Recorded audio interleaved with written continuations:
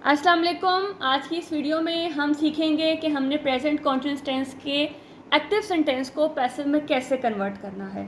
इससे पहले हम प्रेजेंट और पास्ट इंडेफिनिट कर चुके हैं। अगर आपने वीडियो नहीं देखी तो डिस्क्रिप्शन बॉक्स में उसका लिंक मौजूद है, आप प्ले लिस्ट में जाके भी उसको चेक कर सकते हैं। तो अपने सेंटेंसेस को स्टार्ट करते हैं। हमने ये बात की कि हमारे पास एक एक्टिव सेंटेंस के अंदर सब्जेक्ट, वर्ब और ऑब्जेक्ट का होना लाजमी है। जब तक उसके पास ये तीन चीज़ें नहीं होंगी आप उसको पैसिव में चेंज नहीं कर सकते हैं। हम इसको एक्टिव क्यों कहते हैं? क्योंकि ये हमारा जो सब्जेक्ट है यहाँ पे इससे सेंटेंस स्टार्ट होता है, ये काम करता है। इससे जब सेंटेंस स्टार्ट होगा, जब ये काम कर रहा होगा तो यहाँ पे ये एक्टिव होगा। जब सब्जेक्ट एक्टिव होता है तो वो सेंटेंस होगा एक्टिव सेंटेंस। लेकिन जब यही जो सब्जेक्ट है एंड में चला जाता है, ये ढीला पड़ जाता है, ये एक साइड पे लग जाता है, तो इसी सेंटेंस को हम कहते हैं पैसिव सेंटेंस। एक्टिव में जो हमारी अरेंजमेंट है, सीक्वेंस है, वो क्या है? नंबर 1 पे सब्जेक्ट, नंबर 2 पे वर्ब और नंबर 3 पे ऑब्जेक्ट। लेकिन पैसिव में क्या होता है? टोटली जो सीक्वेंस है वो चेंज हो जाता है। यानी कि अगर यहाँ 1 2 3 है तो यहाँ पे 3 2 1 हो जाता है। पहले आपका ऑब्जेक्ट आता है, फिर वर्ब आता है, मतलब वर्ब अपनी जगह चेंज नहीं करता, और फिर आपका सब्जेक्ट आता है। लेकिन यहाँ पे कुछ चीज़ें ऐसी हैं जो हम बाहर से ऐड करते हैं, जिसके बगैर आपका सेंटेंस जो है पैसिव नहीं बनेगा। वो क्या है कि ऑब्जेक्ट और वर्ब के दरमियान में आपका हेल्पिंग वर्ब आ जाता है, और वर्ब और सब्जेक्ट के दरमियान में हमने बाय को ऐड करना है। और वर्ब हमेशा, कोई भी टेंस है उसमें थर्ड लगेगा, थर्ड फॉर्म ऑफ वर्ब लगेगी, चाहे वो प्रेजेंट है, पास्ट है, फ्यूचर है, कॉन्टिन्यूस है, परफेक्ट है, कोई भी है, वहाँ पे हमेशा वर्ब जो है वो थर्ड फॉर्म ही लगती है। तो अब हमारे पास सीक्वेंस क्या बन जाना है? पहले ऑब्जेक्ट, हेल्पिंग वर्ब, फिर आपका थर्ड फॉर्म ऑफ वर्ब जिसे पास्ट पार्टिसिपल भी कहते हैं, फिर बाय और फिर सब्जेक्ट। हाँ, अगर सेंटेंस के अंदर कुछ एक्स्ट्रा इन्फॉर्मेशन है तो हमेशा एंड में आती है, वो हम उसको दरमियान में नहीं करते बल्कि उसको हम एंड में ही रहने देते हैं। तो अब हमें ये कैसे पता लगेगा कि हमारा जो सेंटेंस है वो प्रेजेंट कॉन्टिन्यूस का कब होगा, उसकी क्या पहचान होगी? वैसे तो पहचान हम 10 सीरीज़ में सीख चुके हैं, लेकिन अगर आपको भूल गया है या अगर आपने नहीं देखा तो अगर आप इसको वीडियो को देख लेते हो तब भी आपको वो समझ आ जाएगी। उसके लिए हमने एक बॉक्स बनाया है या एक टेबल बनाया हुआ है जिसमें हम जो जो टेंस करते जा रहे हैं, जिस टेंस के वॉइसेस करते जा रहे हैं, उसकी पहचान और उसको बनाने का जो तरीका है वो लिखते जा रहे हैं। तो चलिए पहले टेबल की तरफ चलते हैं। जी, ये वो हमारा टेबल है जिसमें हमने प्रेजेंट इंडेफिनिट, पास्ट इंडेफिनिट को कर लिया। आज हम जा रहे हैं प्रेजेंट कॉन्टिन्यूस को। तो हमें कैसे पता लगेगा कि सेंटेंस हमारा प्रेजेंट कॉन्टिन्यूस का कब है? उसके अंदर, सेंटेंस के अंदर ही आपको इज, आर, एम में से कुछ दिया गया होगा, और साथ में फर्स्ट फॉर्म ऑफ वर्ब के साथ आईएनजी गिवन होगा। ठीक है, ये चीज़ आपको गिवन होगी। थोड़ा सा ध्यान करेंगे तो आपको ये सारी उम्र नहीं भूलेंगे, सिर्फ इस टेबल पे फोकस करते जाना है। इज, आर, एम सेंटेंस के अंदर उसके साथ इनमें से कुछ होगा। वो आपके डेफिनेटली सब्जेक्ट पे डिपेंड करता है कि आपका सब्जेक्ट अगर सिंगल है तो इज, प्लूरल है तो आर और आई से स्टार्ट हो रहा है तो एम, और साथ में वर्ब की फर्स्ट फॉर्म ऑफ वर्ब के साथ आप आईएनजी को ऐड करोगे। ठीक है, ये तो होगी पहचान। अब उसको बनाएंगे कैसे? जब हमने उसको पैसिव बनाना है तो क्या उसमें लगेगा? उसमें लगेगा इज बीइंग, आर बीइंग और एम बीइंग। इज बीइंग लगेगा सिंगल के साथ, आर बीइंग लगेगा प्लूरल के साथ, और एम जो है वो हमारा होगा आई के साथ। ठीक है, इज सिंगल, आर प्लूरल के साथ, और एम जो है वो आई के साथ। तो ये आपने सिर्फ याद रखना है कि आपके इस टेंस की पहचान क्या है, उसको बनाने का तरीका क्या है। तो फिर सेंटेंस आप बहुत ही इजीली बना सकते हैं। तो चलिए अब आते हैं सेंटेंसेस की तरफ। जी, अब बात करते हैं सेंटेंसेस की। तो जैसे हमने पहले कहा कि हमने सेंटेंस के अंदर सबसे पहले सब्जेक्ट, वर्ब और ऑब्जेक्ट को अंडरलाइन करना है, उसके बगैर आपने सेंटेंस को कन्वर्ट नहीं करना। तो देखें काम कौन कर रहा है यहाँ पे? दे। तो ये हमारा है सब्जेक्ट। क्या कर रहे हैं वो प्ले कर रहे हैं, वो है वर्ब। और क्या प्ले है, क्या मतलब क्या खेल रहे हैं, वो है आपका ऑब्जेक्ट। ठीक है, अब ये जो आर और ये आपका आईएनजी ये शो करवा रहा है कि ये आपका सेंटेंस है प्रेजेंट कॉन्टिन्यूस का। हमने प्रेजेंट कॉन्टिन्यूस के सेंटेंस को चेंज करने के लिए क्या लगाना है? इज बीइंग, आर बीइंग और एम बीइंग। ये सिर्फ 3 चीज़ें हैं जिसको आपने अकॉर्डिंग टू सब्जेक्ट जो है वो लगाना है, लेकिन यहाँ पे जब ऑब्जेक्ट आपका सब्जेक्ट बनेगा उसके अकॉर्डिंग लगाना है। ठीक है, लाजमी नहीं है। बच्चे क्या गलती करते हैं कि अगर वो वहाँ पे सेंटेंस के अंदर आर लिखा हुआ है तो वो पैसिव में भी आर लगा देते हैं, तो ऐसा नहीं होता। ये आर यहाँ पे इस सब्जेक्ट के अकॉर्डिंग आया है। जब आपका ऑब्जेक्ट सब्जेक्ट बनेगा तो उसके अकॉर्डिंग आपने लगाना है कि वहाँ पे इज आएगा, आर आएगा या एम आएगा। इज सिंगल के साथ, आर ज़्यादा के साथ, प्लूरल के साथ, और एम जो है हमेशा आई के साथ। तो चलिए अपने उसी सीक्वेंस के साथ इसको लेके आते हैं। तो सबसे पहले आएगा फुटबॉल जो आपका ऑब्जेक्ट है। अब फुटबॉल कितने हैं, फुटबॉल क्योंकि एक है तो, और ये हमारा कॉन्टिन्यूस सेंटेंस है तो हमने लगाना है is being.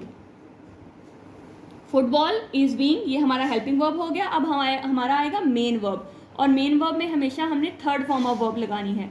Football is being played, उसके बाद हमने लगाना था बाय, और फिर हमने दे को चेंज करना है देम में। जब हमारा जो देम है वो ऑब्जेक्ट की जगह जाएगा तो ऑटोमेटिकली दे जो है वो देम में चेंज हो जाएगा। अब इसी सेंटेंस को मैंने थोड़ा एक्स्ट्रा इन्फॉर्मेशन के साथ लिखा हुआ है, they are playing football in the ground. तो इससे कंफ्यूज होने की ज़रूरत नहीं है, आपने अपने सिर्फ सब्जेक्ट वर्ब और ऑब्जेक्ट पे फोकस करना है कि आपका सब्जेक्ट वर्ब और ऑब्जेक्ट कहाँ तक आपको सेंटेंस की जो सीक्वेंस है या आपकी जो सेंस है वो कहाँ तक कंप्लीट दे रहा है। तो फिर इन द ग्राउंड क्या है, ये आपके पास एक्स्ट्रा इन्फॉर्मेशन है, इसको छोड़ दें, इसका कोई लिंक नहीं है, इसका कोई लेना देना नहीं है फिलहाल सेंटेंस के साथ। इसको हम चेंज करते हैं तो आपके पास वही जो हम, क्योंकि ये पहले कर चुके हैं, तो football is being played by them, और एंड में हम क्या करेंगे, एंड में हमारा जो इन द ग्राउंड है वो एज इट इज़ ही आ जाएगा। एक्स्ट्रा इन्फॉर्मेशन हमेशा हमारी एंड में आ जाएगी, उसको हमने कुछ भी नहीं करना, उसका हमारा कोई लेना देना नहीं है सेंटेंस के साथ। जब हमने बाकी सेंटेंस चेंज किया तो जो एक्स्ट्रा इन्फॉर्मेशन होती है वो एंड में एज इट इज़ आ जाती है। आगे देखिएगा, शी इज़ प्लांटिंग ट्रीज़। तो हमने देखना है कि अब हमारे पास सब्जेक्ट क्या है, कौन काम कर रहा है, शी क्या काम कर रही है, प्लांटिंग, और किस चीज़ की प्लांटिंग है, ट्रीज़ की। तो ये आपका ऑब्जेक्ट है। अब ये इज़ इसके अकॉर्डिंग लगा है, आपने यहाँ पे इज़ को फोकस नहीं करना कि यहाँ इज़ है तो मैंने नीचे भी इज़ लगाना है। देखिए यहाँ पे आर था तो मैंने इज़ लगाया अपने सब्जेक्ट के अकॉर्डिंग, या जो मेरा ऑब्जेक्ट यहाँ पे आया, ठीक है। तो यहाँ पे देखिएगा कि अब आपने शी इज़ प्लांटिंग ट्रीज़, तो अब आपके पास ट्रीज़ कितने हैं, ट्रीज़ ज़्यादा हैं, तो ट्रीज़ क्या आएगा, trees are being planted by her. तो trees are being planted by her, तो ये आपका जो है वो सेंटेंस कंप्लीट हो जाएगा, ठीक है। आगे देखिएगा, he is not knocking at the door. अब मैंने आगे नेगेटिव लिखा है ताकि आपको नेगेटिव, इंट्रोगेटिव, डबल इंट्रोगेटिव सब एक ही सिटिंग में समझ आ जाए कि हमने करना कैसे है।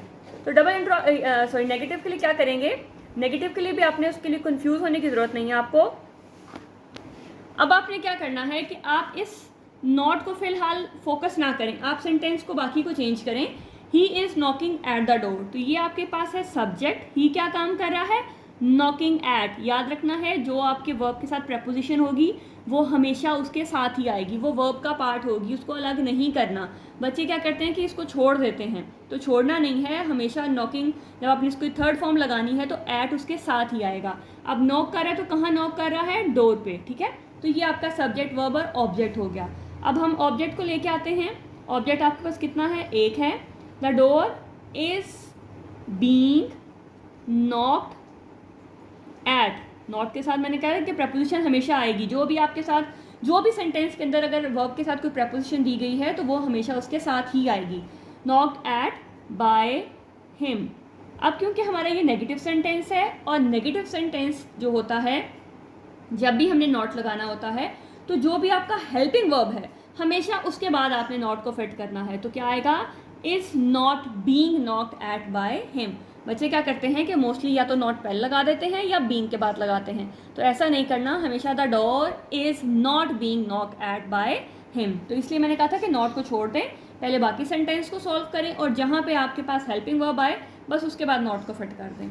आगे देखें, are you buying a book. अब ऐसे सेंटेंसेस में क्या करना है, आपने जो आर है आपका, इसको आप पहले अंदर लेके जाएं, मतलब आप इसको पहले अरेंज करें। You are buying a book, इससे आपका 1 मिनट या आधा मिनट तो लग सकता है ज़्यादा, लेकिन गलती के चांसेस नहीं होंगे, ठीक है, या बहुत कम हो सकता है। You are buying a book, तो देखिए ये आपका सब्जेक्ट, यू क्या कर रहा है, बाय कर रहा है, ये आपका वर्ब है और क्या बाय कर रहा है, अ बुक, तो ये आपका ऑब्जेक्ट है। तो पहले इसको चेंज करते हैं, अ बुक। अब बुक मेरे पास एक है तो मेरे पास क्या आएगा, जब एक है तो इज बीइंग, देखिए यहाँ पे आर था लेकिन यहाँ पे क्योंकि मेरा जो ऑब्जेक्ट आया तो वो मेरे पास सिंगल है, तो a book is being bought by you हमेशा यू में ही रहता है। अब यहाँ जो है जगह थोड़ी सी कम रह गई है मेरे से, तो अब मैंने क्योंकि इसको इंट्रोगेटिव बनाना है तो मैं क्या करूँगी, ये जो मेरा हेल्पिंग वर्ब है मैं इसको बाहर ले आऊँगी। तो क्या होगा, is a book being bought by you. तो ये जो है ये इसका आंसर होगा। ठीक है, तो यहाँ पे 2 स्टेप आपको एक्स्ट्रा अगर करने पड़ेंगे तो ये है कि आपके गलती के चांसेस बहुत कम रह जाएंगे।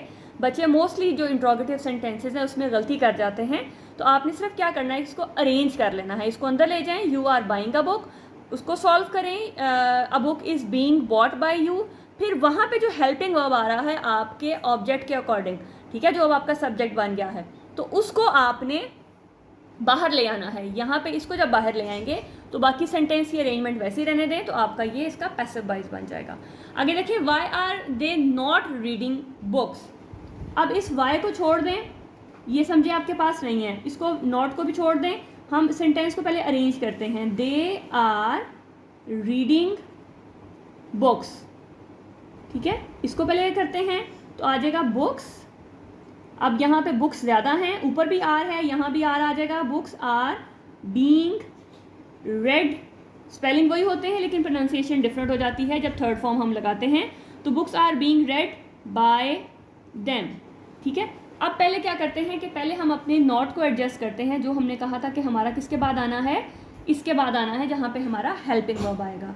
अब ये हमारा डबल इंट्रोगेटिव है, तो यहाँ से जो आपका हेल्पिंग वर्ब है वो आएगा बाहर, are books not being read by them.